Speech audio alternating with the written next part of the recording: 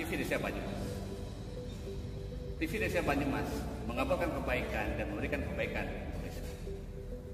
Bersama TV Desa Banyumas, kita akan sama-sama menelusuri, memberikan informasi dan memberikan liputan kegiatan yang berada di desa-desa, khususnya yang ada di desa Kabupaten Banyumas. Perlu kita ketahui bahwa sebuah desa adalah bagian terpenting bagaimana sebuah pembangunan negara kesatuan Indonesia. Untuk itu, TV Desa Banyumas akan memberikan liputan khusus tentang perkembangan pembangunan desa di Kabupaten Banyumas. Bersama Imanuddin melaporkan.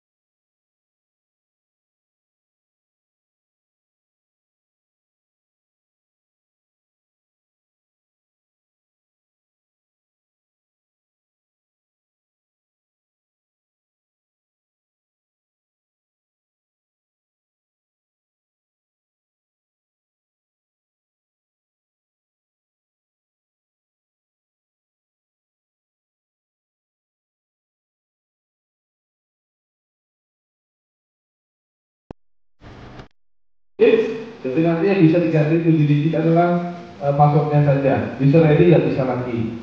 Banyak aplikasi ini alhamdulillah sesuai dengan keinginan kita. Kalau kita pengen desa ingin tahu berapa persen ketampangan, kita bisa ngecek ya. Alhamdulillah kita bisa ngecek dan mudah-mudahan nanti aplikasi ini bisa berguna bagi kita semua, terutama kecamatan dalam mengevaluasi dan sebagainya. Terus nanti juga BPKP datang ya di minggu kedua atau minggu ketiga untuk katanya mau melatih. Saya waktu itu mau diundang ke Semarang, gak ada anggaran. Saya yakin desa sekarang yang paling pintar di antara kita gitu loh, ya kan Pak? Artinya karena desa selalu pegang dan kita tadi sampaikan oleh Pak Kadis harus sering memantau. Sering memantau kenapa? Yang terjadi di Wangon kemarin, ya mungkin banyak terjadi di desa-desa lainnya. PAD-nya nggak cair, tapi bisa mencairkan tamsil, bisa. Caranya gimana? Ya pakai saldo awal, tapi di di jurnalnya nggak dikunci, sehingga anggaran itu seolah-olah bebas. Ada uang di situ yang tidak bermerek, ya. Tapi nanti sudah dikunci, nanti berdasarkan nanti pendapatan Silva juga ada, Mbak ya. Mbak, jangan menghayal, fokus pada ini. Ya, kalau ada WA di dulu? Diabaikan dulu, dengar dulu apa yang kita fokus di sini, ya. WA jangan dibalas dulu, fokus di sini. Terus itu banyak fitur-fitur yang baru, ya. sehingga nanti dengan apa? Dan saya sama dengan Pak Kadis ingin staf saya lebih pintar dari saya, supaya mereka lebih hebat dari saya dan nanti bisa menggantikan kami karena semua hidup itu ketenan. Begitu juga dengan Pak Kadis memberikan kesempatan untuk saya lebih pintar dari beliau, tapi dalam hal desa. Nanti semua tercover. Kalau saya megang diskudes, megang ospam, megang apa, mumet. Belum lagi hal-hal teknis kebijakan yang paling punya kan kalau ada masalah di desa. Tapi pada intinya, yuk kita kolaborasi bersama-sama. Saya memandang jenengan itu adalah pengampu desa, harus senantiasa kita saling diskusi. Nah, ini ada Mbak Rahma, kami coba memberdayakan. Kemarin juga di hari Sabtu kalau nggak salah di satu desa, ya, saya juga menampilkan Mas Firman untuk menjadi narasumber dan saya awasi. Dan ini juga ketika nanti Mbak Rahma dibantai, juga saya nanti akan dari belakang mendorong, silakan dibantai gitu aja. Ya, artinya yuk kita ini suasana santai saja, ya. Terus udah gitu, ini aplikasi harus segera di desa dibagikan. Kenapa kami nggak lihat WA? Karena kalau WA dengan download di komputer nanti akan ada virus gitu loh, ya. Ya, bagusan di flash disk. Kalau bisa nanti flash disknya bawa 2, sehingga nanti kalau ada yang kena virus ada beberapa. Ataupun nanti kalau misalnya dengan minta lagi kami serahkan apa? Karena ini versinya versi online. Kita pakai versi online terus, terkontrol, dan user ID kecamatan kami restart semua, ya, restart semua, user ID desa kami restart, kecamatan kami restart, admin juga kami restart, semua kami restart, sehingga nanti tidak ada desa yang tahu password kita, ya, tetap terjaga, sehingga nanti yang disampaikan Pak Kadis tidak ada orang buka kunci Siskudes, apalagi ada yang ganti nama anaknya, ada lagi nama cucunya, tapi cucunya belum lahir, jadi disebut nama dulu Siskudes disimpan. Ini, tapi tepuk tangan dulu ya kepada Mbak Rahma, ya, kita doakan semoga beliau sukses ya. Semoga waktu dan tempat mengambil silakan kepada Mbak Rahma.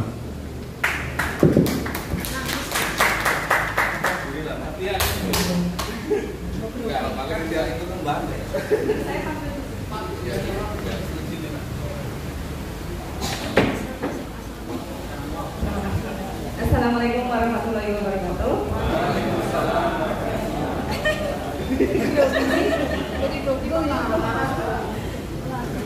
Terima kasih Pak Kadis, saya hormati Pak Kabit atas waktunya yang diberikan. Jadi mulai dari mana Pak? Jadi di Siskudes 2.06 ini kami meriset semua user ID dari operator sama kecamatan. Nanti dibagikan sudah di satu folder yang tadi di copy. Itu ada aplikasi, terus materi ini sama user Excel user ID desa sama kecamatan. Jadi mohon nanti setelah dibagikan untuk segera diganti karena itu kan masih sama gitu. Jadi saya bilang lagi Pak Hadi. Ini Pak mulai Pak. Lalu Pak Hadi. Sudah. Jadi di aplikasi ini sebenarnya masih sama aplikasi yang kemarin tahun 2023, cuman ada penambahan dan database-nya itu semuanya baru, tidak bisa ekspor impor untuk parameter dari tahun 2023. Jadi nanti diharapkan untuk LKP perencanaan juga diisi, tidak mengekspor penganggaran, tidak mengekspor dari anggaran tahun sebelumnya, semuanya diperbarui.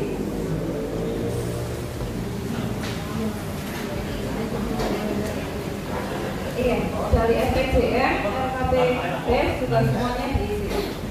Mungkin mulai dari pertama itu penambahan ada fitur pada data umum desa, ditambahkan tipologi desa. Jadi ditambahkan diisi sesuai dengan kondisi desa yang lebih dominan itu tipologinya apa? Dasar penentuannya dari Prodeskel. Nanti kan Prodeskel apa sih? F-Deskel Iya, itu. jadi nanti itu. Jadi dari kita sendiri yang isi. Ya kalau desa ngisi, kalau desa nggak isi gimana? Di Sudes sama Prodeskel itu ada sinkronisasi. Bisa ngisi yang berapa? Bisa ngisi Apa? Tipologi desa gini, kalau misalnya jadi lawang itu pesawahan, pesawahan. Kalau Gumelar itu kan peladanan ya, perkebunan ya. Perkebunan, misalnya kan ada PPPN dan sebagainya, PPPN. Ya, jadi bukan apa. Jadi sesuai dengan karakteristik dari desanya, ya. Kalau di Gumelar perkebunan ya, perkebunan. Terus ada yang peternakan, kalau misalnya nelayan dan sebagainya. Jadi sesuai dengan yang dominan di desanya, ya. Maka pencariannya paling besar itu apa? Petani, ya berarti petani. Orang yang berladang, ya berarti berladang. Perkebunan orang yang misalnya di daerah di tempat saya itu ada kebun teh. Wilayah juga dan penduduk, ya. Mana yang lebih dominan? Terus peternakan, ya misalnya di desa itu ternyata lebih banyak orang yang beternak, misalnya ternak ayam dan sebagainya. Jadi cukup satu pilih yang terdominan, ya. Nelayan berarti kalau ada di pesisir. Pertambangan atau penggalian, ya ketika misalnya itu ada di daerah JUD, berarti kalau misalnya sudah ditutup ya baru bisa. Kerajinan dan industri, bisnis sedang dan besar, jasa dan perdagangan, pariwisata, ya tinggal dipilih. Kalau konservatif berarti ada yang wisatanya lebih dominan, ya, dimana desanya yang tempat wisata. Jadi itu nanti untuk menunjukkan karakteristik dari desa masing-masing, ya. Begitu? Sudah? Nah, nanti ini baru jadi masih bingung ya. Tapi nanti biasanya gitu, kalau masih baru itu biasanya bingung. Tapi kalau udah biasa orang kan kemarin baru nikah kan biasanya bingung ya. Kalau udah ya kalau aku nggak mau kalau Mbak Rahmat dibaca jadi bingung dan nanti. Ya lanjut. Ya lanjut Pak. Udah ada paham? Ya tipologi hanya bisa diisi satu jenis tipologi bisa.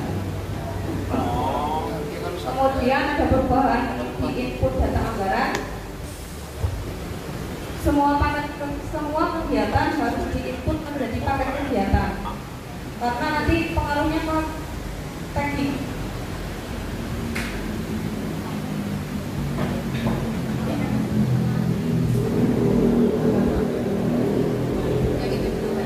Makanya untuk yang tadi sebelumnya dari sini itu ini nanti diwajibkan untuk RPJM diinput semua untuk perencanaan. Setiap tahun berarti ganti ya? Iya tahun ini. 6 tahunan kan tahun ini ada kan? Berarti RKP. Iya. Terus RKP. Iya. RKP-nya dari RPJM. Ini dari RKP. Lu jangan RPJM wajib diisi untuk perencanaan. RKP dari RPJM. Cuma nggak bisa impor situ itu masalah. Kan dia sayang isi. Iya. RKP ya. Astagfirullah, emang RKP dari mana? Lihat emang dari mana? Itu ya juga dulu. Masa Allah, ini RPJM inputnya RKP. Anggaran untuk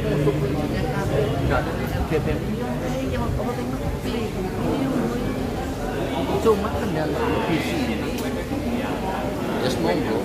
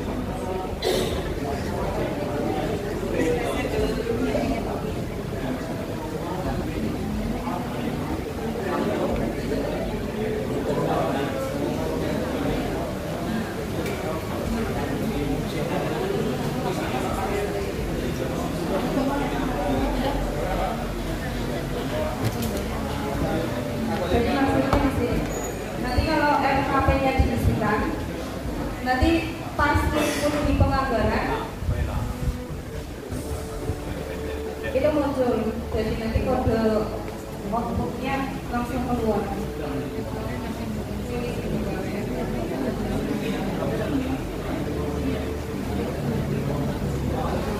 Di CRKP-nya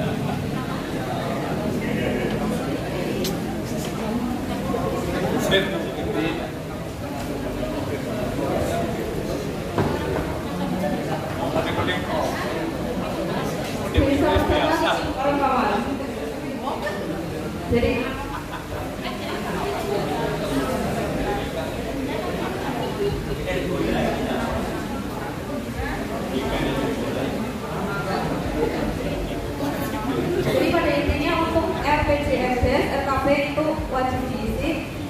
Nanti untuk kegiatan itu kan biasanya ekspor dari tahun 2023 dari tahun sebelumnya. Nah, ini untuk tahun 2024 diharapkan bisa input ulang dari awal.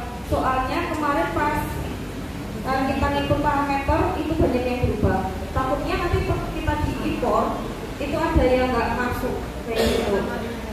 Iya. Kode rekeningnya ada yang berubah. Jadi kabupaten itu hanya bisa mengisikan kode yang 90 sampai 99. Kemarin itu kayak kode belanjakan ada yang 01 untuk AB BPJS sama ya, untuk jaminan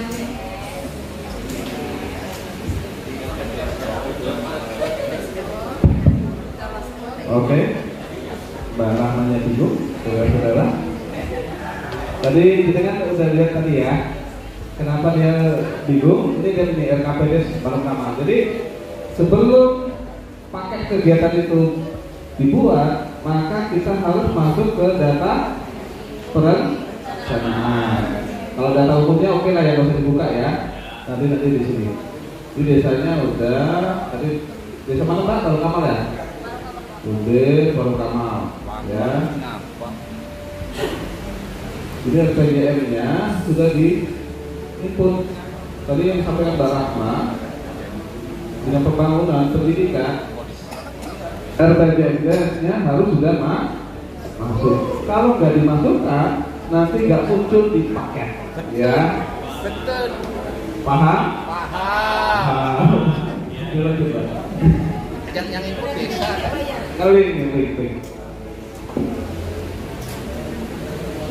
Mulai amanah. sampai kalimat dari orang lain.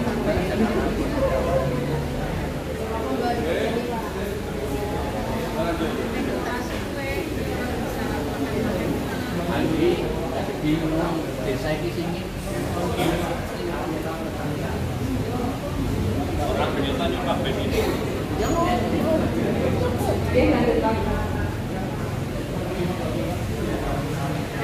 Paling Mbak Ista sih pengen. Untuk yang rekening kas desa. Nah, untuk rekening kas desa ini nanti juga input lagi. Kalau kemarin kayaknya sudah otomatis dari database kita langsung masukkan. Kalau ini nanti ngetek lagi, input ulang. Terus kode rincian itu secara otomatis sudah muncul. Lanjut Pak.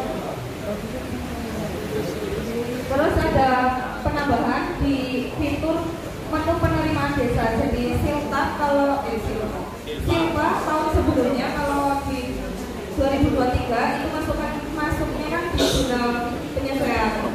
Kalau tahun sekarang masuknya di tidak ada menu di penerimaan desa. Jadi desa lebih mudah mencatat penerimaan pembiayaan berupa silman setiap tahunnya.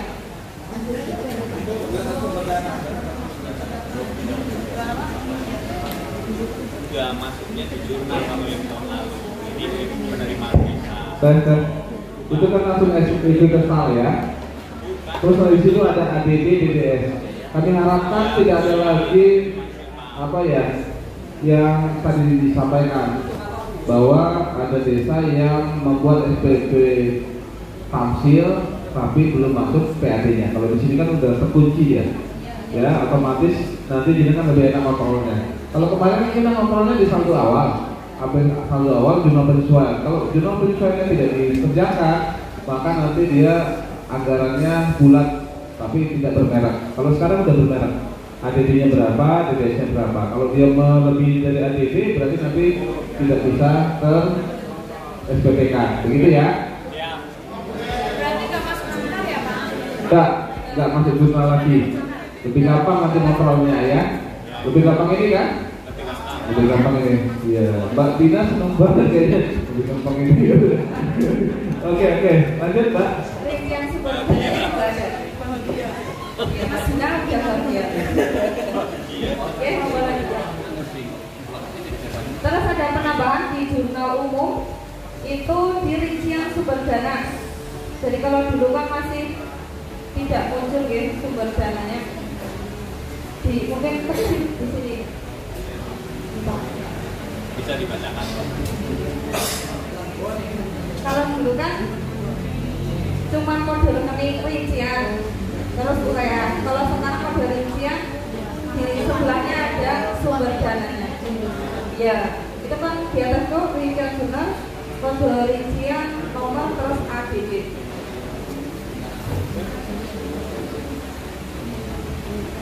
Terus perbaikan posting data PPDS sudah muncul tanggalnya, jadi nanti otomatis tinggal pilih tanggalnya, tidak mengetik sendiri, tidak mengetik manual lagi. Soalnya kadang ada format yang berbeda. Betul. Ya. Terus pengendalian pada menu posting data anggaran. Jadi otomatis kalau sudah di posting nanti otomatis dikunci. Kalau dulu kan manual 2 kali kerja. Kalau sekarang sudah kalau-nya otomatis kunci. Terus bukanya Mbak? Gimana? Bukanya di mana? Bukanya seperti biasa manual, buka kunci data. Cuman di volume-nya udah dikasih jadi otomatis kunci gitu. Nggak perlu lagi kunci gitu pas udah apa? Posting berarti udah langsung kunci. Kalau dulu kan ada posting tapi belum kunci. Ini sekarang kalau posting ya tinggal dibuka lagi bisa kan gitu ya. Gemboknya ada di toko bangunan. Peningkatan.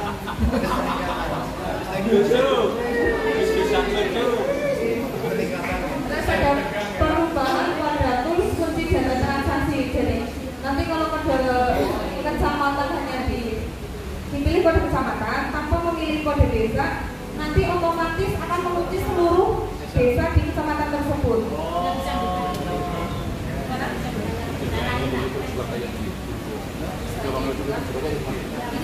Ini kan lebih kunci. Nah, yang dipilih itu hanya kecamatan, kode kecamatan. Misal Putri mau buka pakai kecamatan, mau kunci satu dalam satu kecamatan sekaligus. Itu satu kali kerja. Jadi tidak perlu klik satu desa, tinggal kosongin aja kode desanya, terus dikunci, itu otomatis mengunci semua desa di kecamatan ini. Ini untuk kunci SPP sama transaksi ya. Yang selama ini kan dengan diminta ada SPP yang belum bayar pajak kan gitu ya. Nah, pajaknya belum dibuat, jadi kan harus buka transaksi. Nah, kita kan bisa memilih desa yang bisa dikunci terus-terusan. Tapi ada juga desa yang karena baik banget, nggak perlu dikunci. Tapi ya bagusnya kunci aja semua. Supaya apa? Supaya pengendaliannya dari kecamatan. SPP itu kan kalau nggak dikunci dia bisa ganti, bisa menghapus dan sebagainya. Tapi kalau ini nanti bisa terkunci, tidak bisa menghapus ganti kwitansi, tidak menghapus merubah SPP, apalagi kalau dicairkan. Nah ini nanti adalah data kunci yang dikendalikan oleh kecamatan untuk mengontrol desa, terutama dalam SPP, pencairan ataupun pembuatan SPP. Begitu.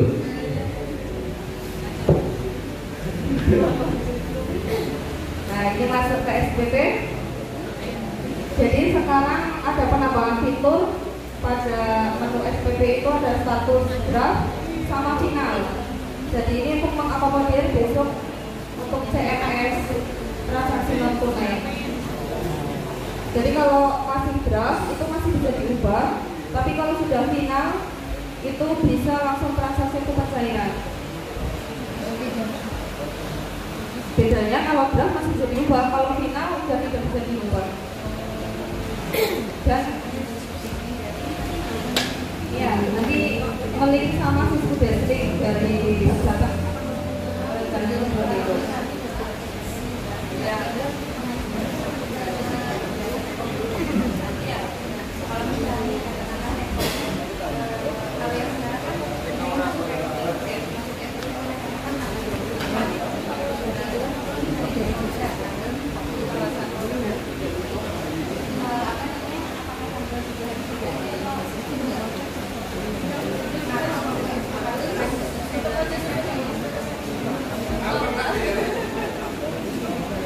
Dan gini, ini SPP CMS. SPP CMS adalah SPP non tunai. Nah, jadi dalam SPP itu kan ada tunai dan non tunai. Yang non tunai itu kayak kita pembayaran batu dan sebagainya yang di masyarakat pasti tunai. Non tunai kita mentransfer ke pihak ketiga, misalnya paket pekerjaannya itu adalah Badjudes, itu kan langsung ditransfer ke rekanan. Dengan bisa langsung mentransfer. Nanti dari Siskedes itu ke link ke aplikasi BPK Kemendagri. Dari Kemendagri ke link ke Bank Jateng. Jadi nanti di Bank Jateng di sistem CMS-nya akan muncul SPP untuk ditransfer. Ketika ini menjadi final nanti akan muncul di Bank Jateng CMS-nya untuk dibayar lakukan pembayaran, begitu ya. Kalau masih draft berarti belum muncul di Bank Jateng. Masih bisa diperbaiki, ya, begitu, paham? Ya.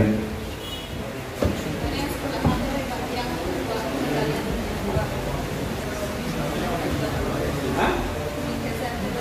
Oh iya, geser gini.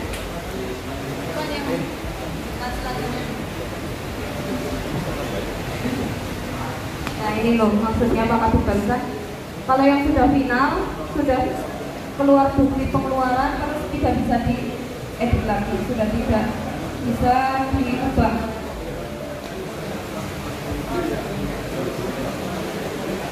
Terus yang sebelumnya Pak,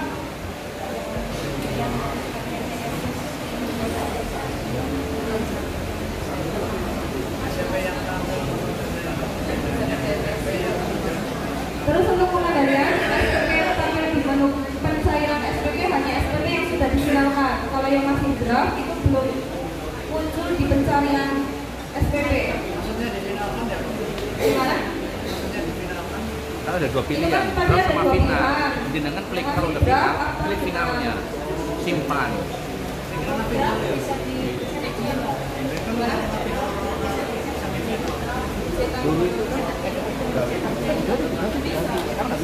Bisa. Cetaknya bisa, cuman tidak muncul di pencarian. Ya, berarti SPP-nya belum bisa diajukan kan gitu.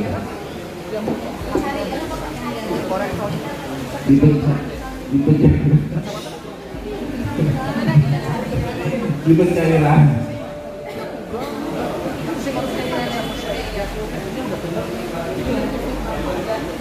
Jadi nanti kalau yang draft itu kan belum bisa dicairkan.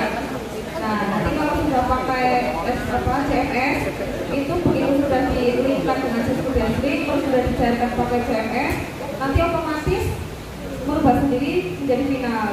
Nah berhubung dengan sekarang belum pakai Cisco Basic, nanti finalnya masih manual. Kalau udah SPP-nya final, berarti nanti muncul di pencairan, ya. Kalau belum ya belum pencairan.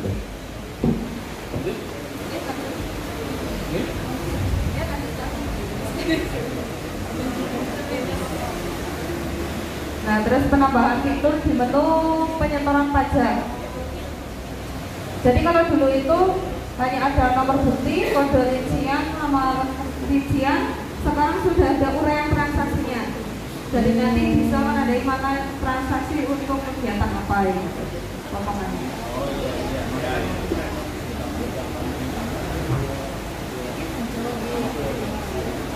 Kemudian ada penambahan lagi saldo hutang pajak tahun sebelumnya.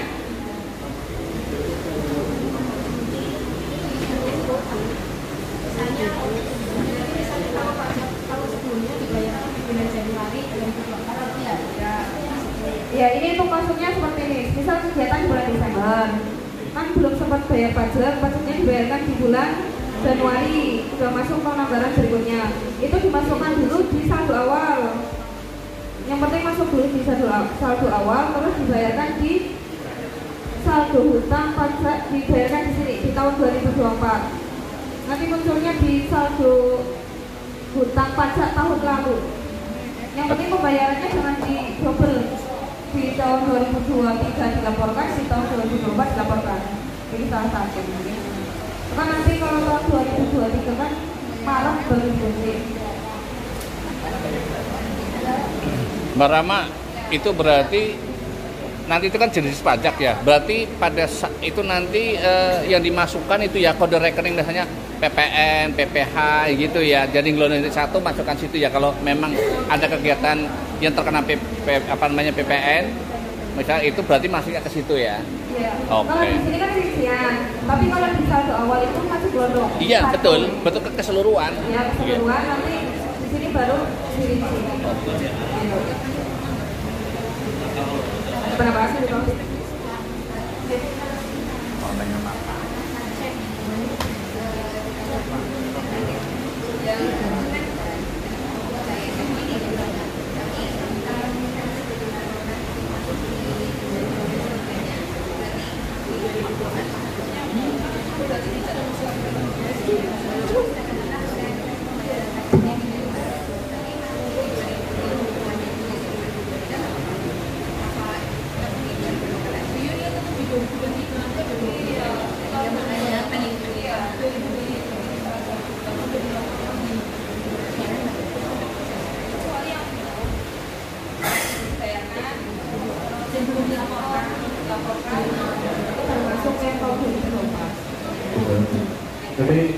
Jadi saldo awal itu kan uang yang ada di rekening kas desa. Uang di rekening kas desa ada uang silpa, ya di kitas itu ada uang mungkin uang pajak yang belum dibayarkan.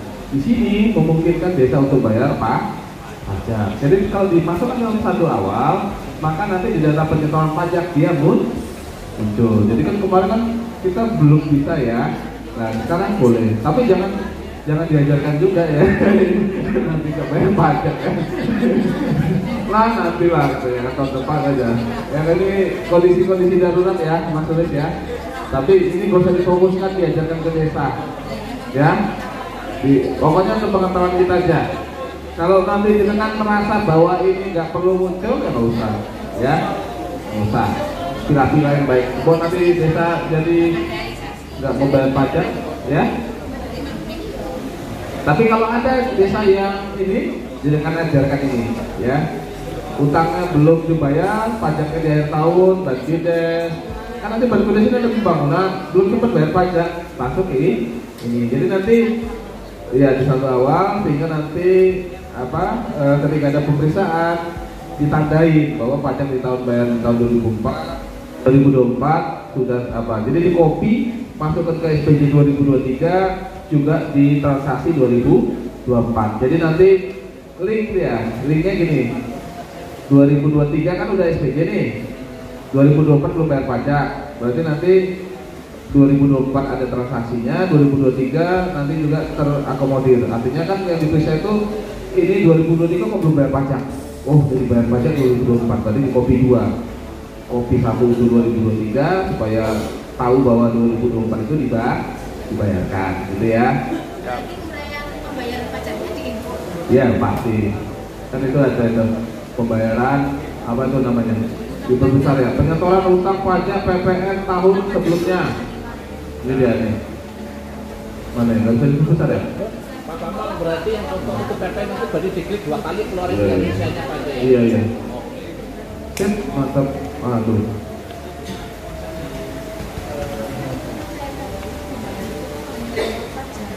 Ini ya, penyetoran utang pajak PPN tahun sebelumnya, ya, 2 juta. Jadi NTPN ini kan ada nih, ya, kodenya, baru nanti pajak apa saja yang dibuat. Oke, ini rinciannya kan ada, rincian bukti ada. Oke, lanjut. Oke, lanjut. Lanjut. Nanti kita sambung belajar lagi. Kelamaan nanti udah aja ini.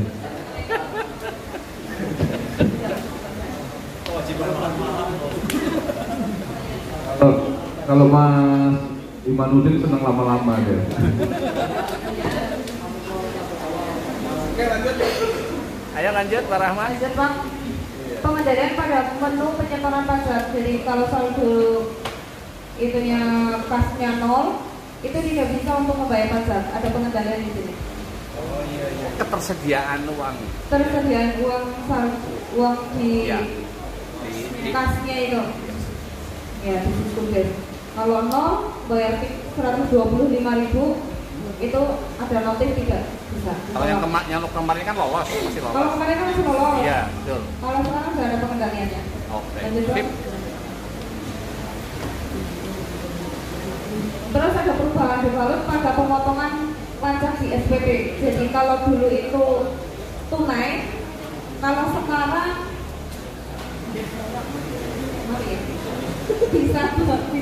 bisa tunai gitu. Berarti non tunai sama tunai. Dulu kan kalau potong pajak di SPP, pemotongan itu kan masih harus tunai defaultnya. Pakai yang CMS itu. Ya, kalau sekarang bisa pajak, bisa bank, bisa tunai. CMS itu. Jadi gini, ketika kita dengan membayar SPP itu secara tunai, biasanya panjar ya. Panjar kan disebutkan tunai, karena pemotongan pajak.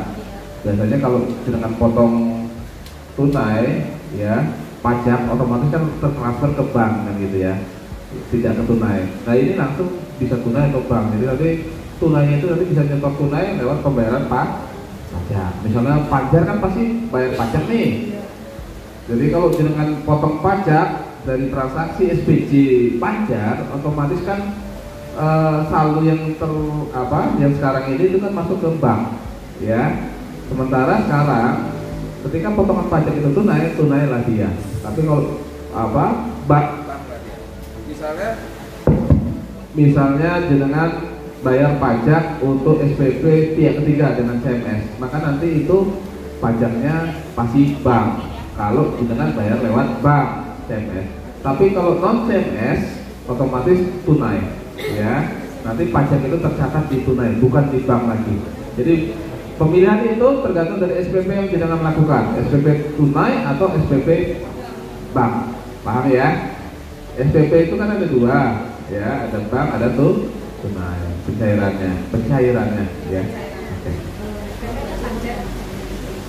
Apabila pencairannya bank, SPP-nya pencairan SPP lewat bank, otomatis potongannya bank yang terpotong. Oke, lanjut. Penambahan fitur pilihan jenis posting APBD pada laporan penganggaran. Jadi di laporan penganggaran itu ada pilihan draft, awal atau perubahan, kemudian ada posting, jenis postingnya usulan APBD atau sampai dengan perubahan kelima, berkada setelah perubahan.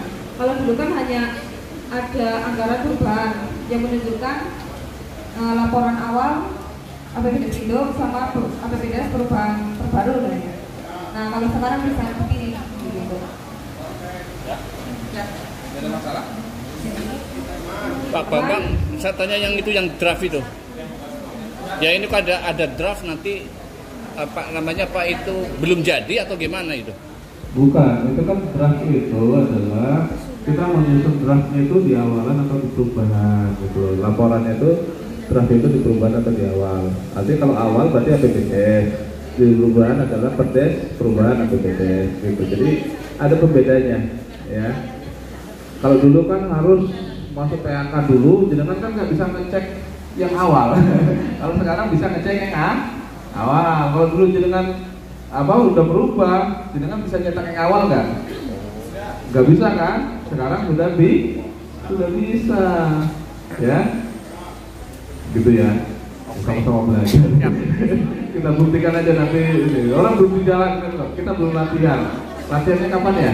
Nanti barengan sama sekdes saja ya, bareng-bareng ya.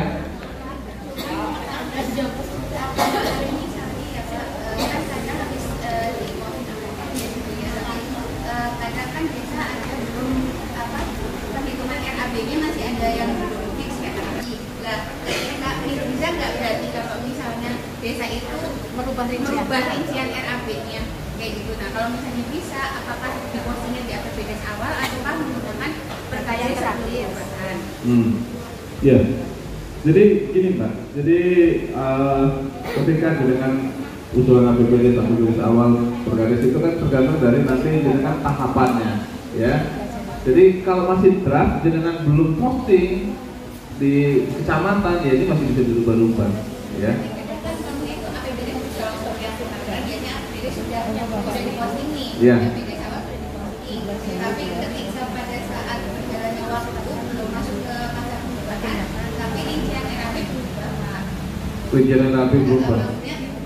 Kalau juga misalnya apa namanya kalau pakai perkara sebelum perubahan aja. Nah, ya maksudnya itu nanti tetap masuk di perkara sebelum perubahan atau di APBDes sebelum perubahan. Iya, oke. Nah, sesuai dengan Pergub 8 ya. Tahun 2022 biar nanti tertib desanya, jadi nggak perlu mengubah RAB sesuatu aja. Oke, ada lagi? Tadi di laporan penganggaran, sekarang laporan pertanggungjawaban masih sama. Jenis postingnya ditambahkan.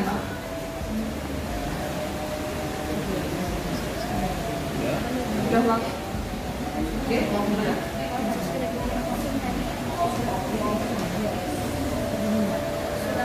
kecamatan untuk memposting semuanya biar jangan error, karena kalau nggak diposting itu nanti pas jenengan itu membuat SPP perubahan kadang-kadang nggak muncul, makanya diposting ulang mulai dari usulan APBDes awal itu diposting semua sesuai dengan nomornya ya.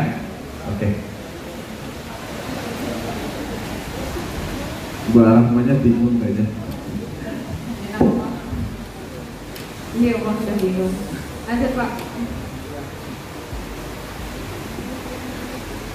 Ada penambahan di menu laporan pertanggungjawaban, yaitu laporan tagging. Jadi nanti kalau kemarin itu kita men-tagging tapi tidak tahu hasilnya seperti apa. Kalau di tahun anggaran sekarang sudah muncul di laporan pertanggungjawaban ada laporan tagging, nanti dipilih sumber dananya apa, taggingnya apa, nanti akan muncul seperti ini. Sudah ada persentasenya ya. Sudah ada persentasenya. Itu misalnya kita posting yang ADD, berarti dia ADD-nya itu anggarannya 2 juta, realisasinya 2 juta. Sudah ada realisasinya ya, taggingnya ya. Sudah?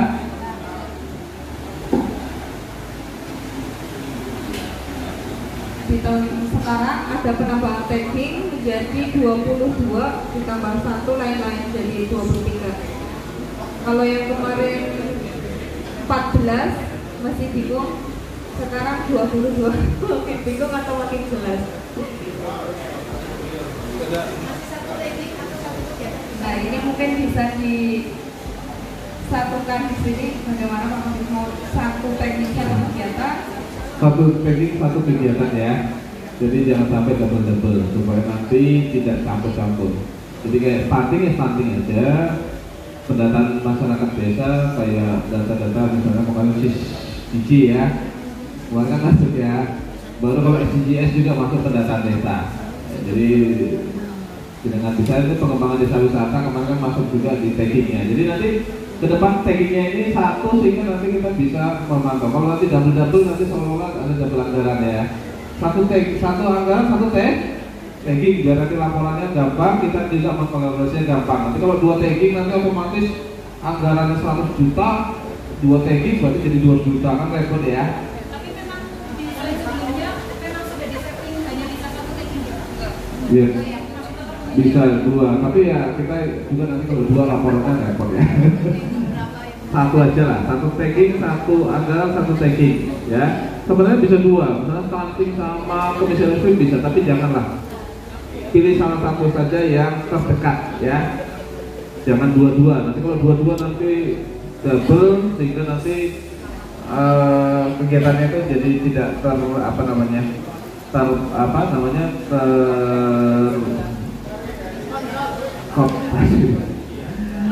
jadi satu sumber anggaran, satu tagging supaya nanti sinkron antara yang dianggarkan dengan laporannya. Kali double tadi mau nanya ya?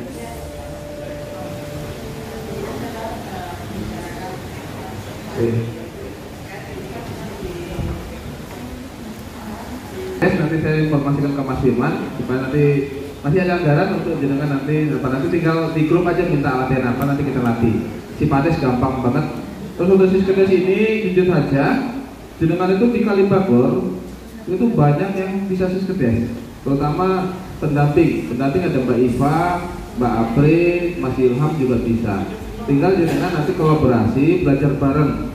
Siskedes ini sebenarnya sudah mereka makan. Tadi kenapa? Tadi dibilang Pak Kadis yang paling banyak nanya, yang paling pinter. Siapa tadi paling banyak nanya? Ini Pak. Yang paling pinter ada Iva. Betul Ibu. Di Kalibagor itu ada yang paling pinter, namanya Mbak Iva. Dulu pernah saya tahun 2018 Siskedes awal. Beliau itu datang ke desa di Jatilawang hari Sabtu sama anak dan suaminya ngajar Siskedes. Artinya iya. Tinggal dikolaborasikan aja. Kami paham kenapa. Kalau yang ganti-ganti kan kasih pom ya Bu ya. Ganti-ganti kasih pom baik ganti-ganti. Jadi ya saya bilang kolaborasi supaya nanti jenengan tanya ke mereka itu udah ngawali dari Siskedes versi 1 titik berapa ya, baru kita mulai dari offline, mulai dari Permendagri 113 dan Pergub 15 tahun 2015 tentang pengelolaan desa sampai sekarang mereka ngikutin terus. Nah, jenengan nanti kolaborasi. Kalau belum, kami berharap juga nanti dari BPKP kita bisa undang dan dalam waktu yang tidak lama kita bisa undang dan kemungkinan nanti dari BPKP datang ke sini. Tiap kecamatan kami undang juga ya. Saya dapat keistimewaan mereka mau datang ke sini. Itulah keistimewaan ketika saya nggak datang ke Semarang. Tapi nanti kami kejar-kejar supaya nanti orang BPKP datang ke sini, kita bisa bertanya detail berkaitan dengan aplikasi ini. Tapi untuk saat ini kita jalan dulu. Kenapa? Saya yakin yang paling pintar ini adalah desa. Kenapa? Mereka ya Mas ya, SPP tiap hari dan sebagainya. Mereka biasa melakukannya Bu. Kita yang kadang-kadang ketinggalan sekarang ini. Saya juga ketinggalan.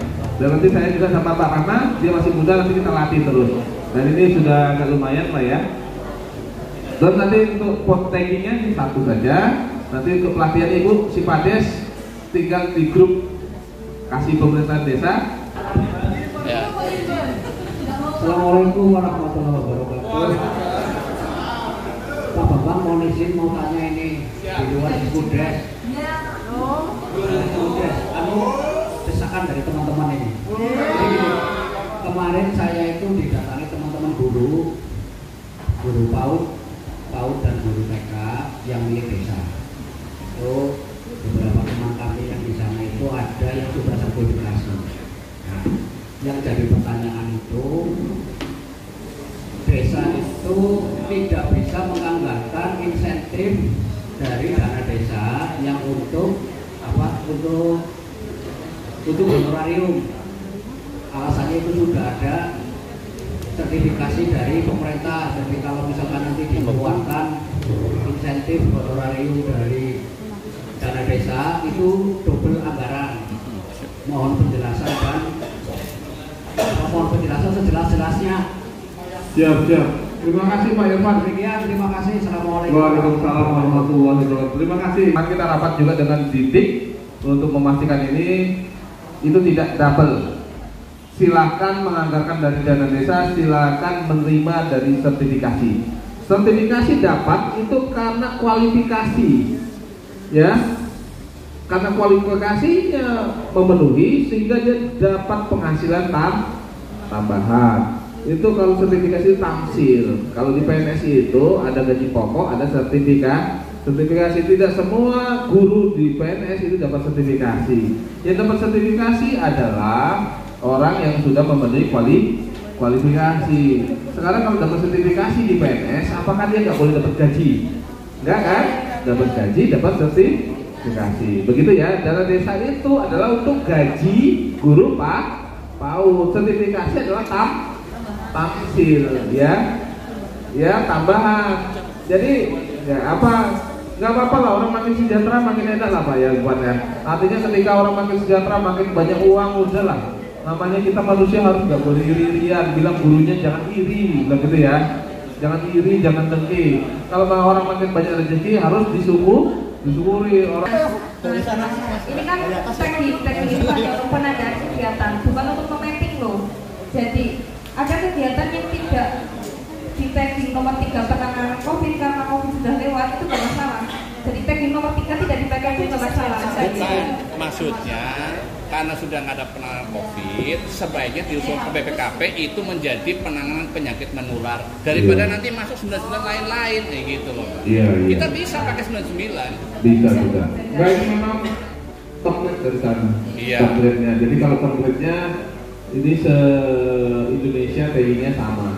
Jadi kalau nanti misalnya ada yang dimasuk Kasiman itu masuk lain-lain aja. Oke, ya. Terima kasih Pak Bambang. Nanti kan buat tahun depan juga berganti lagi. Kan kenapa penanganan COVID itu masih? Karena memang COVID kan baru hilang ya. Tapi juga jujur aja, ini kalau kita bicara tentang, kalau kita ngobrol sama dokter, COVID-nya masih ada sebenarnya. Orang masih ada yang meninggal COVID di rumah sakit, tetapi COVID-nya di masa itu bukan lagi menjadi pandemi, ya kan? Tapi sudah menjadi kayak penyakit biasa. Endemi. Ya? Oke, endemi, menjadi endemi. Lanjut. Pak Kadis mana Pak Kadis? Ketahanan pangan, di situ kan ada syarat minimal 20% untuk ketahanan pangan. Nah ini kadang-kadang desa kesulitan, akhirnya yang PMT itu kan di situ sudah ada juga stunting. Nah biasanya kadang-kadang desa untuk mengakali masuk di stunting juga, ketahanan pangan juga. Lah ini kadang-kadang kalau ketahanan harus satu tagging, mereka kadang-kadang kesulitan. Itu saja nggak sampai 20% karena desa bisa untuk menganggarkan. Itu kan ada 5. Kalau bisa masuk ke sasaran stunting, utamakan ke stunting dulu, kayak gitu. Terus untuk ketahanan pangan. Ketahanan pangan maksudnya gini loh Pak. Ketahanan pangan itu kan luas banget. Untuk apa jalan usaha tani ya masuk ketahanan pangan. Terus irigasi banyak. Jadi nanti apa untuk membedakan stunting mana Pak? Kalau stunting itu kan lebih ke orangnya. Stunting